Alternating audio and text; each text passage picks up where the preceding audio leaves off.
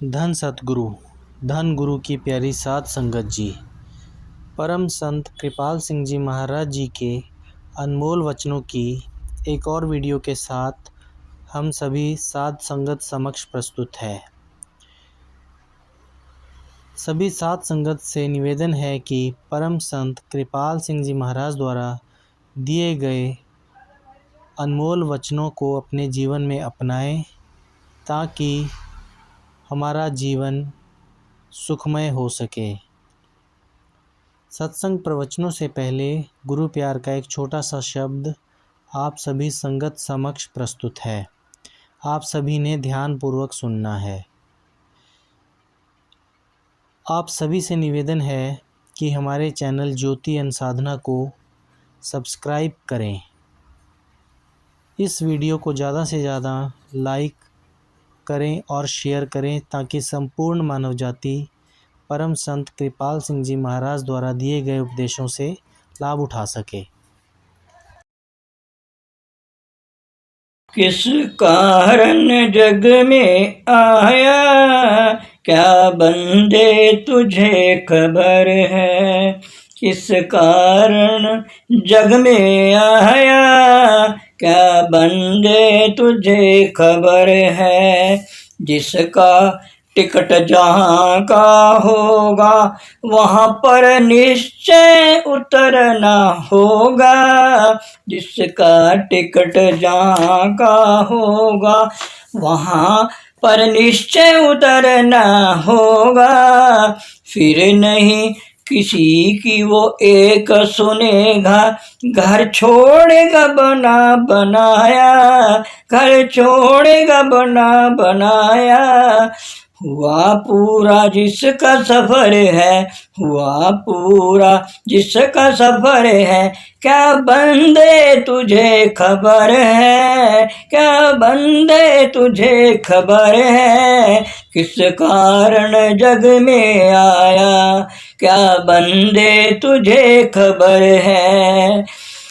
प्राणी वह उतरा है जैसे, प्राणी वह उतरा है जैसे। एक एक कर सब उतरेंगे ऐसे, एक एक कर सब उतरेंगे ऐसे। भले बुरे और जैसे तैसे, भले बुरे और जैसे तैसे। अपना हो या पराया, अपना हो या पराया। मादा है या वो नर है, क्या बंदे तुझे खबर है। मादा है या वो नर है, क्या बंदे तुझे खबर है। किस कारण जग में आया, क्या बंदे तुझे खबर है।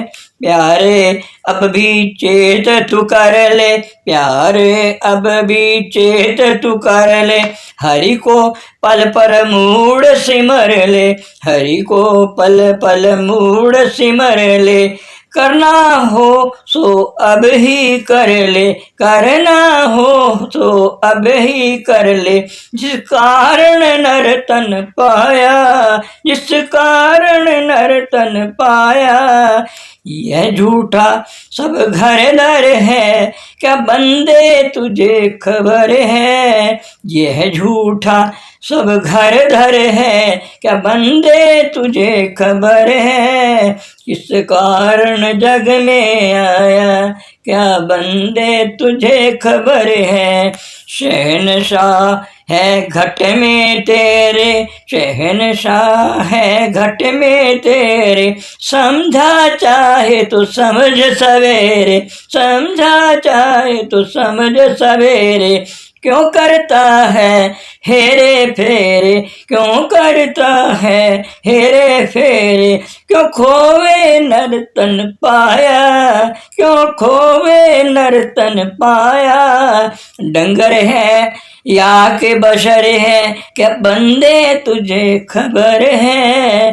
डंगर है या के बशर है, क्या बंदे तुझे खबर है किस कारण जग में आया, किस कारण जग में आया। क्या बंदे तुझे खबर है, क्या बंदे तुझे खबर है। गुरु रूप प्यारी साहब संगत जी, अब ईसाई मत की तरफ देखो।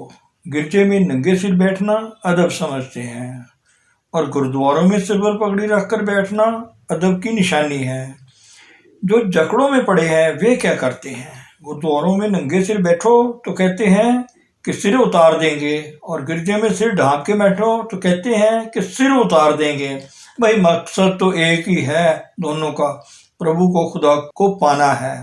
वैसे देखो तो परमात्मा कहाँ नहीं है?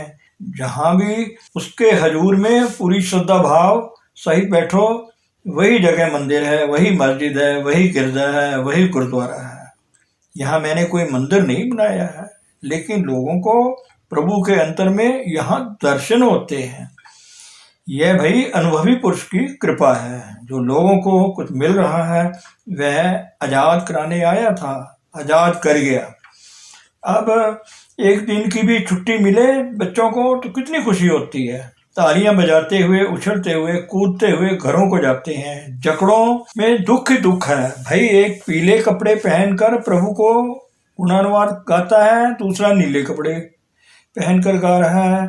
वही समाज मुबारक है जिसमें रहते हुए इतने ऊंचे उड़ जाओ कि सारी समाजें तुम्हारी अपनी बन जाएं। जब चार शराबी आपस में गले मिलकर बैठते हैं तो एक प्रभु के नाम लेवा प्रभु प्रेम के मतवाले जकड़ों में पड़कर एक दूसरे को बुरा भला क्यों कहें?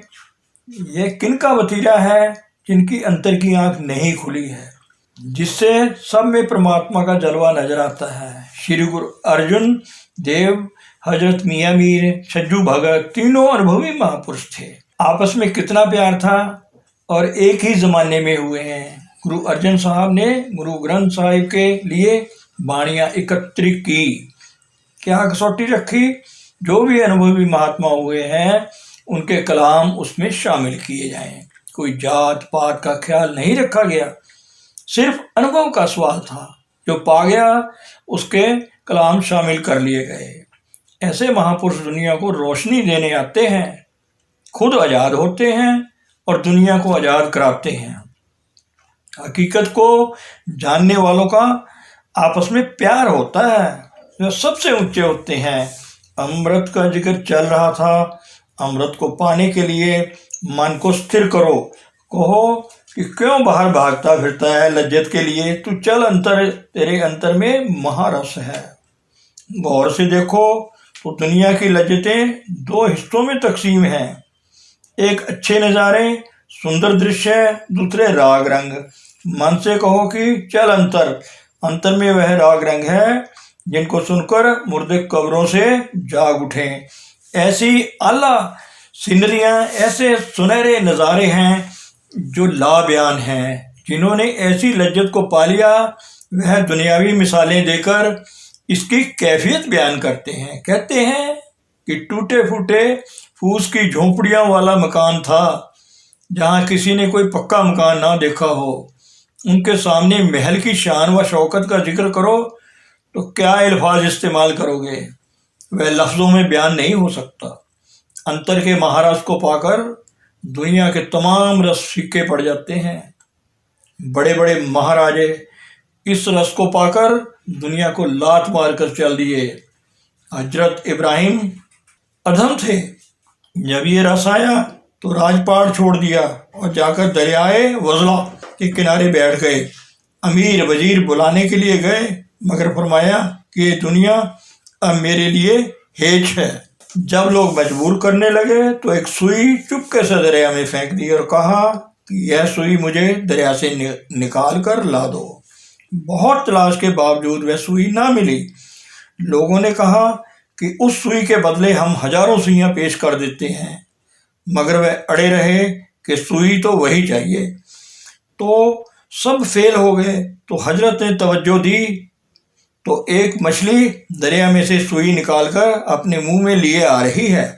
हजरत इब्राहिम बोले कि यह मेरी बादशाहत बड़ी या दुनिया की जिसे मैं छोड़कर आया हूँ। जो जिस्म व जिस्मानियत की कैद में है वह आसमानों पर उड़ने वालों की महिमा को क्या जाने। सो फरमाते हैं बाहर भटकना छोड़ दो, जिंदगी का पानी पियो जिसके पीने से सारी प्यासें मिट जाती हैं। इसको पाने के लिए अवगुणों को छोड़ना पड़ेगा। डायरी बकायदा रखने से यह छूट जाएंगे। चुन चुन कर सब गलतियों को निकाल दो। दारा शिको कहता है कि हमें अपने आप के फकीर बनना चाहिए। हमें प्रभु का जलवा अंतर में क्यों नजर नहीं आता। कोई प्याला हो उसमें मैला पानी भरा हो, फिर उस प्याले में सुराख भी हो जिनसे बाहर की हवा प्याले के अंदर आती हो। मैले पानी में हरदम बुलबुले उठते रहते हैं। बताओ उस पानी में अपना चेहरा कैसे नजर आएगा। इसके लिए क्या करें, वे पहले प्याले के सुराख बंद करो। जो लहरें पानी में उठती हैं वे बंद हो जाएंगी। फिर पानी में थोड़ी फिटकड़ी डाल दो, पानी शांत हो जाए, मैल नीचे बैठ जाएगी, फिर उसमें अपना चेहरा नजर आएगा। सो इंद्रियां के घाट के बाहर की हवा अंदर आ रही है। आगे ही जन्मों जन्मों की मैलें अंदर भरी पड़ी हैं। महात्मा कहते हैं कि कानों को बंद करो, आंखों को बंद करो, जबान बंद करो, तीनों इंद्रियों को रोको। उसके बाद तुम्हें हकीकत का राज मालूम ना हो तो फिर मुझ पर हंसी करना। 97% मन की हिलोरें इन 3 इंद्रियों से अंदर आती हैं। इनको बंद कर लो, हिलोरें उठना बंद हो जाएंगी और अपने आप की होश आ जाएगी। फिर किसी अनुभव पुरुष से नाम की फटकड़ी ले लो जिससे जन्म जन्मांतर की मैलें दूर हो जाएंगी और अंतर में परमात्मा का जलवा नजर आने लगेगा। बाहर भटकने की जरूरत नहीं है, सिर्फ इधर मुंह करने का है। घर ही बैठे शिवा मिले जे नियत रास करे। थोड़ा डिसिप्लिन की जरूरत है। 24 घंटे में थोड़ा वक्त निकाल लो। यह दुनिया के अंधे तुम्हारे साथ नहीं जाएंगे। आखिर ये दुनिया छोड़नी पड़ेगी। आखिर ये हंस अकेला जाए। हम लोग दुनिया के काम तो बहुत करते हैं मगर अपना काम नहीं करते। इस दुनियावी धंधों में ही उम्र बीत जाती है, जीवन बर्बाद चला जाता है। बड़े आदमियों को मैंने देखा है। लाहौर में एक प्रोफेसर थे, गुलशन राय उनका नाम था। सारी उम्र लोगों की सेवा करते रहे, बड़ी नेक रूह थी। इनके आखिरी वक्त में उनके पास अस्पताल में था। कहने लगा आई फील वेरी स्ट्रॉन्ग। मैंने कहा नेपोलियन भी यही महसूस करता था, लेकिन बाद में वही कहता था कि मैं जिसकी हिम्मत से सारा यूरोप कांपता है, आज मैं आंख खोलना चाहूं तो नहीं खोल सकता। इतनी शक्ति भी मेरे अंदर नहीं रही है। खलीफा नेमत राय मेरे साथ थे, वकील थे। वह है, मैंने उनसे कहा कि कोई वसीयत लिखवानी हो तो उनसे लिखवा लो, फिर शायद वक्त ना मिले। वह बोले अभी तो ये भले चंगे हैं, इतनी जल्दी क्या है, फिर लिखवा लेंगे। मैंने कहा अभी लिखवा लो जो लिखवाना है। थोड़ी देर के बाद मैंने कहा आंखों के पीछे हटो और हटो। रूह जिस्म से ऊपर आ गई, फिर वसीयत पर दस्तखत कौन करे। भाइयों डायरी रख लो, किसी का दिल ना दुखाओ, सबके अंतर परमात्मा है। हाफिज साहब का कहता था वह कोई गलती करते तो याददाश्त के लिए एक रोड़ा उठाकर फेंक देते। थोड़े दिनों बाद कंकरों का एक बड़ा ढेर लग गया। कहने लगे या खुदा मैं इतने पाप कर रहा हूँ, हमें अपनी गलतियों का एहसास ही नहीं है, इसलिए मैं बार बार डायरी पर जोर देता हूँ। मैं बिना वजह कोई बात नहीं कहता और ना ही अपनी तरफ से करता हूँ। मुझे जो हुक्म होता है वही कहता हूँ। इसमें बड़ी भारी बरकत है। इसमें तुम्हें टिकाऊ शांति मिलेगी। नाम को फिलहाल छोड़ दो। नाम तो बहुत बड़ी ऊंची चीज है। खाली हृदय साफ हो जाए तो अंतरात्मा हासिल हो जाती है। ऐसे हृदय पर पूर्ण पुरुष की कृपा से नाम का रंग चढ़ेगा। मैले कपड़े को कभी रंग नहीं चढ़ता। वह अंतर में बैठा हमारी हर हरकत को देख रहा है। उसे हम धोखा नहीं दे सकते। जब तक नियत रास ना हो तो वह अंतर में रास्ता नहीं देता। खींचता जरूर है जैसे एक बैलून रस्सों से जकड़ा हो तो जमीन से बंधा रहता है, रस्सियां कट जाएं तो वह सीधा आसमान पर प्रवास करने लग जाता है। हमारी रूह भी रस्मों से बंधी पड़ी है, ये रस्सियां कट जाएं तो अपनी असल जगह की तरफ प्रवास करेगी। गुरु गोविंद सिंह जी महाराज ने फरमाया, वैर विरोध क्रोध लोभ झूठ विकार महा, लब तरो यहा हूँ जगत बहाने कई जन्म, नानक राख लियो आपन कर करम। यही विकार जन्म मरण के बंधन का कारण है। रूह तो रोज प्रवास करेगी, लेकिन इसके लिए जीवन की पवित्रता चाहिए। कुत्ता भी जब जमीन पर बैठता है तो पूंछ से पहले जगह साफ करता है। कोई मामूली अफसर आना हो तो हम कितनी सफाई करते हैं।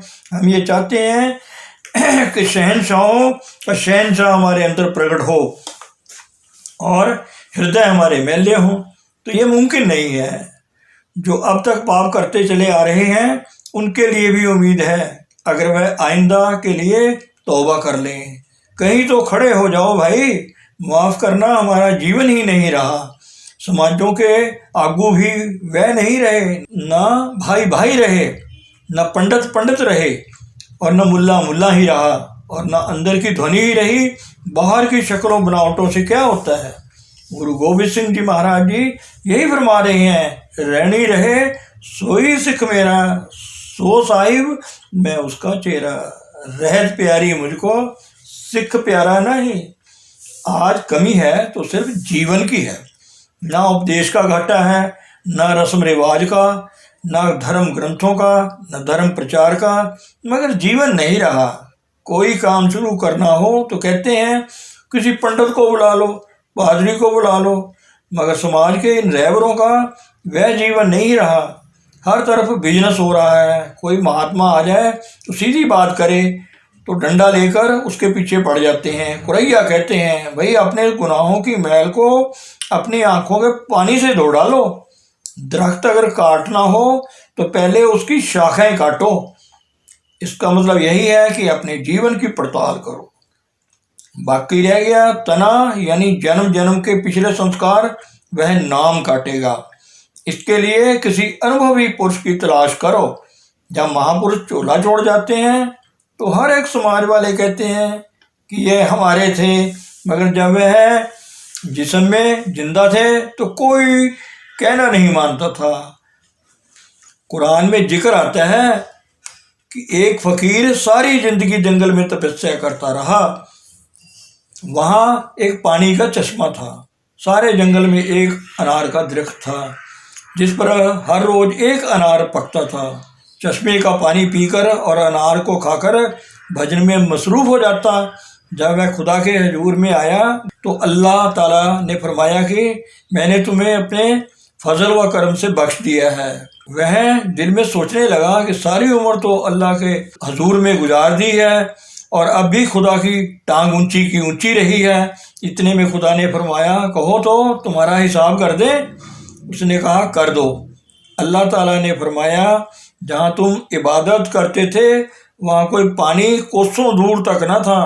हमने तेरे लिए पानी का ताज़ा चश्मा पैदा किया। खाने को वहाँ कुछ ना था, एक अनार का भुट्टा पैदा किया और कुदरत के कानून के मुताबिक किसी भी दरख्त पर एक अनार हर रोज नहीं लग सकता और ना ही हर रोज पक सकता है। हमने तेरी खातिर कुदरत के सारे कानून तोड़कर हर रोज एक अनार पकाया। यह तो हुआ तेरी उम्र भर का की रियाजत और इबादत का उज़र। अब फलां जगह जब तू जा रहा था तो हजारों कीड़े तेरे पांव तले आकर मर गए थे। यह बात सुनकर आबद को होश आने लगी और गिड़गिड़ाकर कहने लगा, ऐ खुदा, अपने फजल व करम से मुझे बख्श दे।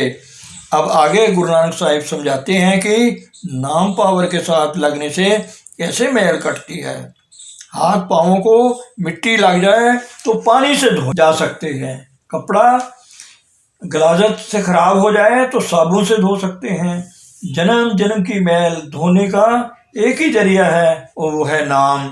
जिसने हकीकत को पाया वह पुकार पुकार कर कहता है, यही चीज है, यह ध्वनि, यह आकाशवाणी जो हर वक्त इंसान के अंतर में लगातार हो रही है। उसे पालो पालो पालो। बाकी कर्म धर्म का जो सिलसिला है वह उस परमार्थ को पाने के लिए जमीन की तैयारी है। जितने महात्मा आज दिन तक आए यही कहते हैं कि अपने आप को जानो। अब आगे और फरमाते हैं कि परहूर को छोड़ो, जिसकी आंख लोभ से रंगी है वह उसी नजर से दुनिया को देखेगा।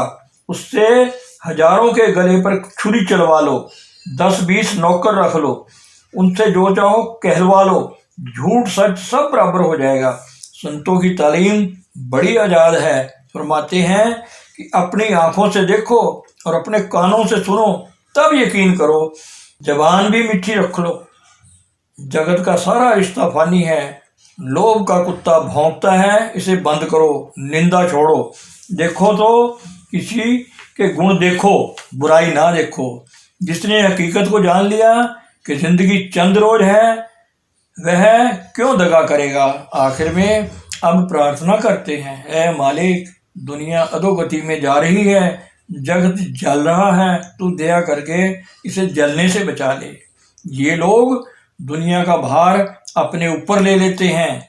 हजूर को एक दफ़ा अर्ज की थी कि आप तो नेक कर्मों हैं, आपको क्या चिंता है। फरमाया, जब दूसरों का बोझ उठा लिया वह भी तो अपना ही है। महापुरुष दुनिया का दुख हरने आते हैं।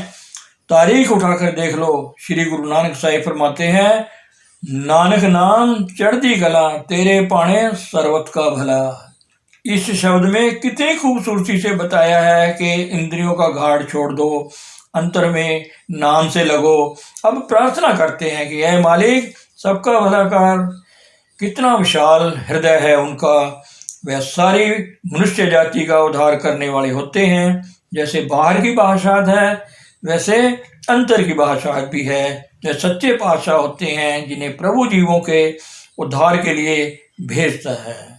धन सतगुरु, धन गुरु रूप प्यारी सात संगत।